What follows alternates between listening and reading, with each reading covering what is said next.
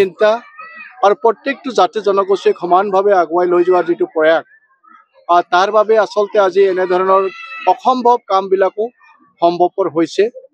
আপোনালোকে জানে যে আজি আমি দুটাকৈ জগন্নাথ প্ৰভুৰ বিবাহ ভৱন আমি আজি শুভ উদ্বোধন কৰিলোঁ। ইয়াৰ মূল লক্ষ্য হৈছে যে যাতে আমাৰ যিখিনি দুখীয়া লোক আমাৰ লাইনৰ মাজত আছে তেওঁলোকে বিয়া বাৰু কৰিবলৈ হ'লে পেণ্ডেল আদি বনাবৰ কাৰণে যথেষ্ট টকা পইচা খৰচা কৰিবলগীয়া হয়, 1.5 লাখ 2 লাখ টকা। কিন্তু এই ভৱনটো সেই লক্ষ্য লৈ পেলাই আমি বনাইছোঁ যাতে ইয়াতে 500ৰো অধিক মানুহে সুন্দৰভাৱে ইয়াতে তেওঁলোকৰ বিবাহ কাৰ্য সম্পন্ন কৰিব পাৰিব। তাৰ লগতে দুটাকৈ স্কিল চেণ্টাৰৰ ব্যৱস্থা ইয়াতে আছে, যি স্কিল চেণ্টাৰৰ জৰিয়তে বিভিন্ন ধৰণৰ কাৰিকৰী শিক্ষা ইয়াতে ইয়াৰ ছাত্ৰ ছাত্ৰীসকলে গ্ৰহণ কৰিব পাৰিব, যেনেকৈ কাঠ মিস্ত্ৰী, ৰাজমিস্ত্ৰী, আমাৰ পাইপ মিস্ত্ৰী, কাটিং নিটিং, বিউটি পাৰ্লাৰ আদি, ইলেক্ট্ৰিচিয়ান আদি কৰি পেলাই এনেধৰণৰ ট্ৰেইনিঙৰ ব্যৱস্থাও আমি পিছে পৰি ইয়াতে সকলোবিলাক ব্যৱস্থা আমি কৰিম।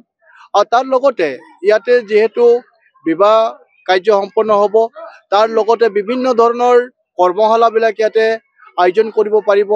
মহিলা সচেতনতা আৰু আমাৰ ছাত্ৰ ছাত্ৰীসকলৰ শিক্ষাৰ ক্ষেত্ৰত কিদৰে তেওঁলোকে আগবাঢ়িব বা বিভিন্ন কুব্যাধিবিলাক আমাৰ সমাজৰ পৰা কেনেকৈ ধৰণৰ নাইকিয়া কৰিব পৰা যাব ইত্যাদি ইত্যাদি বিষয়বিলাকত এওঁলোকে সুন্দৰভাৱে ইয়াতে মানে কৰ্মশালাৰ জৰিয়তে মানুহখিনিক সচেতনতা বৃদ্ধি কৰিবৰ কাৰণে সক্ষম হ'ব।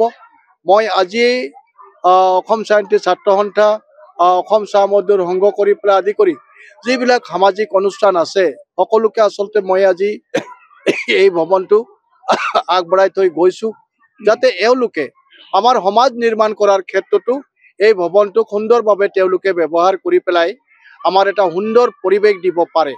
তাৰ লগতে আপোনালোকে জানে যে এখন চাহ বাগিচা বুলি ক'লে কেইবাটাও লাইন থাকে, তো গতিকে এয়া এটা হ'ল সমন্বয়ৰ ক্ষেত্ৰ হ'ব, যিহেতু বিভিন্ন লাইনৰ মানুহবিলাকে ইয়াতে একত্ৰিত হ'ব, বিভিন্ন বিষয়বিলাক তেওঁলোকে একেলগতে আলোচনা কৰিব।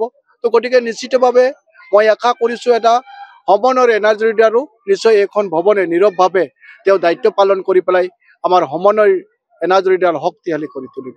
যিকোনো খবৰৰ বাবে যোগাযোগ কৰক 7099017330 লগতে 7099017110 নম্বৰত।